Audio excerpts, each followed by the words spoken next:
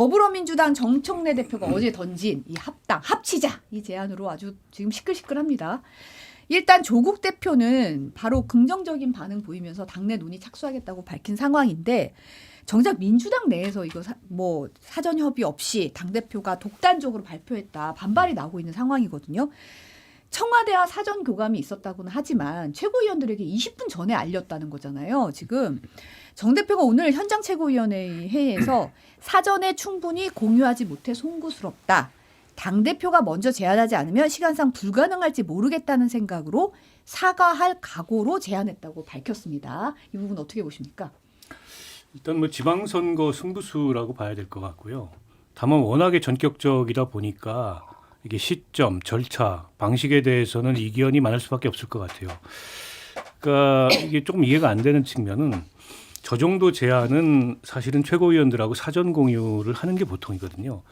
근데 이제 조국 대표하고는 사전에 상의를 했고 또 대통령실에도 사전에 통보를 했는데 최고위원들한테 20분 전에 통보했다는 거는 언뜻 이해가 안 돼요. 저게 뭐 이렇게 비밀리에 해야만 하는 그런 일일까 싶기도 하고 아마 최근에 그 1인 1표제 추진 등을 둘러싸고 지금 민주당 최고위원회 내부에서 정청래 대표에 대한 일정한 견제가 좀 있잖아요. 이제 그런 것들이 좀 맞물린 게 아닌가 싶고요. 그렇다 보니까 이제 최고위원들 일부는 지금 강하게 어쨌든 이 방식이나 절차 문제에 대해서 성토하는 목소리를 내고 있는데 근데 이제 결론부터 전망을 한다면 될 겁니다. 이게 지금 조국 혁신당과 민주당의 합당에 대해서 근원적으로 합당하면 안 된다라는 목소리는 적어도 없어요. 다만 시점 절차 방식에 대한 문제일 거고 조국 혁신당 내부 반응은 그렇게 많이 알려져 있지는 않은데 조국 혁신당이 독자적으로 지방선거를 치르기 지금 쉽지 않은 상황이라는 거는 뭐 여론조사 결과나 여러 가지로 나타나고 있잖아요. 그러니까 조국 혁신당 입장에서는 먼저 나서서 청하지는 못하더라도 제안이 오면 그걸 거부하기는 어려운 상황으로 보이고 또 조국 대표 개인의 정치적 전망을 보더라도 당대표직에는 복귀를 했지만 지금 재보궐선거나 지방선거를 통해서 어디에서든지 지금 다시 원내든 아니면 뭐 단체장이든 복귀를 해야 되는 상황이잖아요. 그래야 이제 향후 정치 전망이 열리는데 근데 민주당과의 뭐 합당이 됐든 정치 연대가 됐든 단일화가 됐든 없이는 불가능한 상황으로 보이고 기왕이 한다면은 뭐 합당을 통해서 향후에 조국 대표도 이제 이 대권 전망을 갖고 있는 분이기 때문에 안정적으로 가자 이런 생각을 할 것 같아요. 게다가 저는 그 정청래 대표가 이렇게 지방선거 승부수로 합당이라는 전격적인 카드를 던진 이유 중에 최근에 민주당 내에서 잇따라 발생한 악재도 영향을 좀 미쳤다고 생각해요. 저게 작은 것 같지만 결코 작지 않습니다. 근데 저런 게 이제 한두 번 더 누적되면 그게 지방선거에서 상당한 데미지가 될 가능성이 있고 그래서 조국 강선우 지금 김병기 의원에 대한 수사 진행 중인데다가 거슬러 올라가면 뭐 이춘석 전 법사위원장이라든지 장경태 의원이라든지 최민희 의원이라든지 국민의힘 내부의 뭐 갈등이나 이런 문제가 부각이 돼서 상대적으로 여기에 좀 덜 그 여론이 집중이 됐던 거지 실은 작은 문제가 아니에요. 그래서 그런 악재를 덮는 차원에서도 이렇게 좀 전격적인 그런 합당과 같은 제안이 필요했던 게 아닌가 뭐 그렇게 짐작을 해봅니다. 일단 민주당 쪽 분의 얘기를 재밌는 얘기를 들었어요. 문제는 없는데 문제가 생겼다 이렇게 얘기하더라고요. 그러니까 말씀하신 대로 두 당의 합당에 대해서 뭐 정치 전략이라든지 뭐 가치 측면에서 보면 크게 문제가 없다고 볼 수밖에 없잖아요. 근데 이 얘기가 나온 거가 정청래 대표가 갑자기 제안을 이것도 뭐 합의한 걸 발표한 게 아니고 제안을 해버리니까 이 제안한 시점부터 시작해서 그게 또 왜 해필이면 정청래 대표가 이런 식으로 하느냐 뭐 이런 문제 거기에 더 집중된 얘기 같아요. 그 두 당의 합당의 가능성부터 시작해서 저는 박원석 의원님 말씀하신 거에 거의 다 동의를 하고 그럼 이제 정청래 대표가 왜 저러는 거냐라는 얘기밖에 할 수가 없는 건데 요거 그 다음 얘기를 네. 지금 해봐야 되는데 일단 그렇습니다. 네. 예. 일단 뭐 캔디님은 고백은 더 좋아하는 사람이 먼저 해야 하는 거다 뭐 이런 얘기도 했는데 이제 사실은 정 대표가 어제 민주당 일부 의원들 만나서는 다 오픈하기는 어렵지만 이런 걸 어떻게 혼자 결정하냐 이런 얘기 했다는 거예요. 홍익표 청와대 정무수석이 사전에 연락받았다. 통합은 대통령의 평소 지론이었다. 양당 간 잘 논의가 진행되는지 지켜볼 것이라고 밝혔는데 우상호 전 전무수석이 오늘 아침 SBS 라디오에서 이 합당 논의는 물밑에서 수개월간 진행된 거다라는 이 사실은 이제 명확히 했어요. 대통령이 언제가 될지는 모르지만 언젠가는 같이 갈 수밖에 없지 않겠느냐 정도의 말씀은 하신 적이 있다. 근데 이제 지금 바로 어떻게 추진해봐라 이렇게 얘기한 적은 없다. 이런 얘기를 했거든요. 이게 이제 결국 우리가 이제 이런 얘기가 이렇게 좀 논의가 이루어지고 있었는데 지금 딱 이 시점이냐라고 했을 때 이제 문제가 이렇게 전격적으로 왜 이렇게 급했지? 이런 얘기가 지금 나오고 있는 것 같아요. 굳이 정청래 대표 생각 속으로 들어가서 좀 우리가 얘기를 해보자면 지방선거 때문이라고밖에 볼 수 없어요. 그 지방선거를 압도적으로 이기기 위해서는 한 뭐 3에서 7% 정도 지역별로 지지율을 갖고 있는 조국 신당 표까지 탁탁 긁어 모아서 완벽하게 이기고 싶겠죠. 그래야 본인이 계속 생각하고 있다고 우리가 믿고 있는 대표 연임이 가능하다고 보니까요. 그런 차원에서 어떻게 보면 혼자 바빴다 이런 평이 있는 거예요. 민주당 내에서. 아마 청와대에서는 그렇게까지 생각 안 했을 겁니다. 지방선거 당연히 이게 이 정도 생각할 거란 말이에요. 그 한 다리가 천리라고. 그러니까 정청래 대표는 그쪽에 훨씬 더 천착했을 가능성이 있고 조금 더 얘기를 해보자면 아마 올해 8월 정도로 예상되는 그 대표 전당대회, 대표 뽑는 전당대회에서 자, 합당이 될 경우에 조국 신당의 당원들도 들어오니까 정청래 대표에게는 우군이 될 거 아니에요. 그 숫자 무시할 수 없고 조금 더 나가면 이제 김민석 총리로 예상이 되는 본인의 대항마 견제할 수 있는 사람이 조국 대표 아니겠느냐. 조국 대표는 출마 안 할 거 아닙니까? 대표 선거에는. 그럼 이제 굵직한 분이 정청래 현 대표를 좀 옹호해주는 보호해주는 발언들을 많이 할 테니 뭐 이런 것까지 생각하지 않았을까? 예, 그렇게 저는 추측을 합니다. 아니 그렇죠. 뭐 정청래 대표 이거 맞을 겁니다. 저런 결정을 혼자 내리기는 어렵고요. 아마 대통령실하고 사전 교감이나 협의가 있었을 거라고 보고 다만 구체적인 시점 방식에 대해서는 아마 대표한테 위임이 되지 않았을까 싶고요. 이게 이제 당청 관계라는 게 국민의힘이 집권했을 때 당청 관계하고 민주당이 집권했을 때 당청 관계가 좀 다르고 또 민주당 과거의 당청 관계하고 이 정부 들어 당청 관계도 좀 다른 것 같아요. 상대적으로 당이 자율성을 좀 많이 갖고 있고 이재명 그 대통령이 그 공간을 주는 편이라고 볼 수 있을 것 같고요. 다만 이게 이제 대통령실과는 공감대나 원칙적인 합의가 있었는데 당내에 그런 그 공론화 같은 게 너무 부족했던 게 아닌가 싶어요. 그러니까 이제 정청래 대표에 대한 눈에 보이는 혹은 보이지 않는 견제가 꽤 있고 정청래 대표로서도 그런 것들을 충분히 좀 의식할 수 있었던 상황이라고 보고요.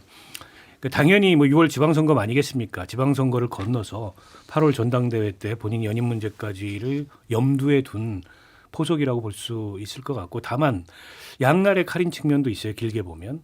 정청래 대표도 이제 차기 대권 주자 중에 한 사람인데 조국 대표가 이렇게 전격적으로 민주당에 들어와서 만약 이번 6월 재보궐선거를 통해서 다시 제도권에 입성을 한다라면은 경쟁자가 되잖아요.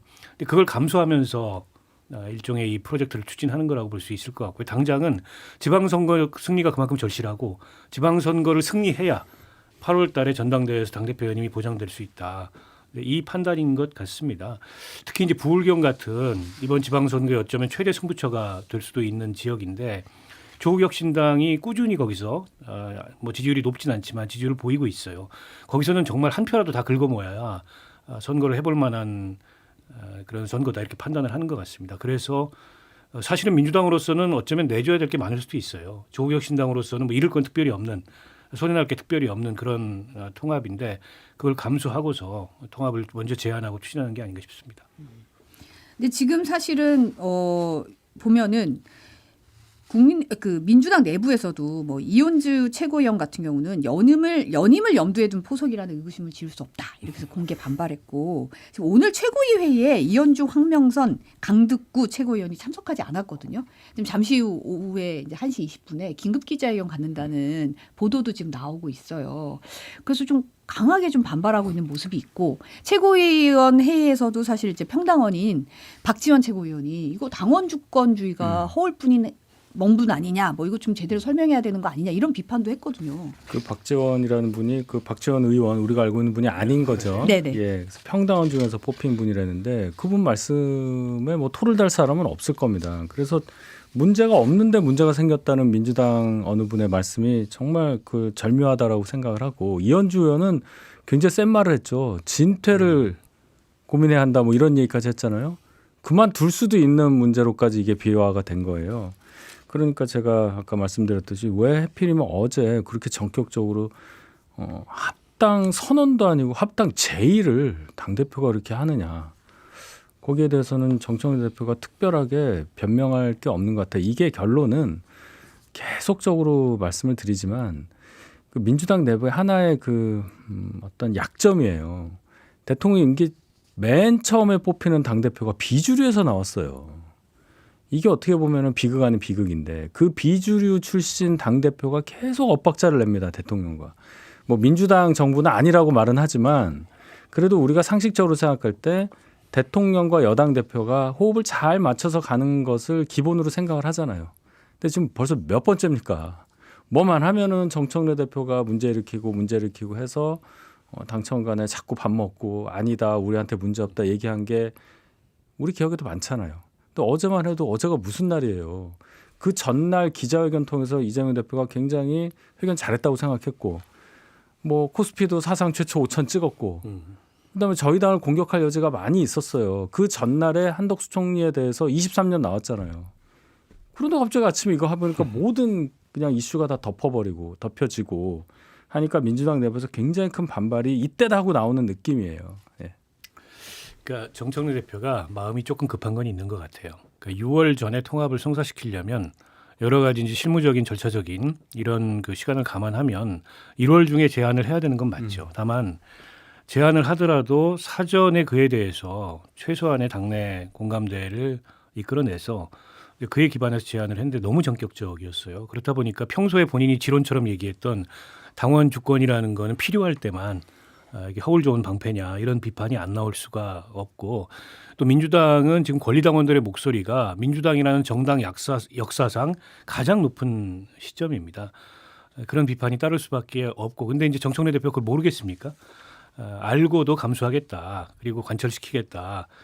그리고 이게 그 당원 당규상 결국 당원들 간의 투표로 승인할 수밖에 없어요. 그걸로 승부를 저는 걸 거라고 보고 투표하면 원론적으로 조국혁신당과 통합한다는데 뭐 반대 의견이 많겠습니까? 그래서 통과될 거예요.